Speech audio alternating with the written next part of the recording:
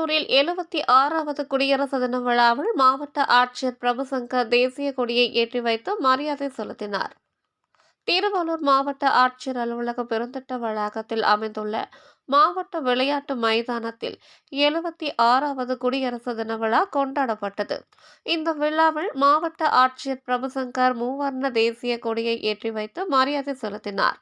பின்னர் மூவர்ண பலூன்களையும் காற்றில் பறக்கவிட்டு சமாதானத்தை வலியுறுத்தும் மென்புறாக்களை வானில் பறக்கவிட்டார்.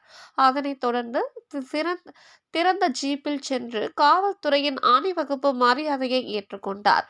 மேலும் சுதந்திர போராட்ட தியாகிகளை கௌரவிக்கும் விதமாக சால்வை அணிவித்தும் பரிசுகளை வழங்கியும் மாவட்ட ஆட்சியர் பிரபுசங்கர் தியாகிகளை கௌரவித்தார். அதனையடுத்து காவல்துறையினர் மற்றும் பள்ளி மாணவ மாணவிகளின் அணிவகுப்பு மரியாதையை ஏற்றார். மேலும் மாவட்ட தொழில் மையம், மாவட்ட மாற்றுத்திறனாளிகள் நலத்துறை, ஆதி திராவிடர் மற்றும் பழங்குடியினர் நலத்துறை, வேளாண்மை உழவர் நலத்துறை, தாட்கோ முன்னாள் படை வீரர்கள் நலத்துறை சார்பில் 23 பயனாளிகளுக்கு 24,79,075 ரூபாய் மதிப்பிலான நலத்திட்ட உதவிகளை மாவட்ட ஆட்சியர் வழங்கினார்.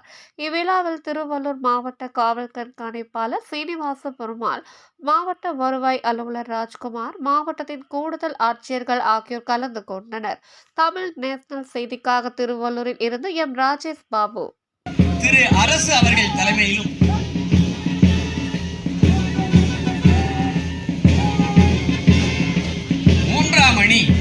திரு விநாயகபதி அவர்கள் தலைமையிலும்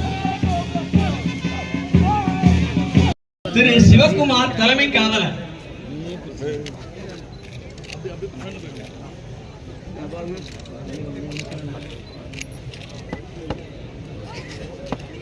திரு முரளி தலைமை காவலர்,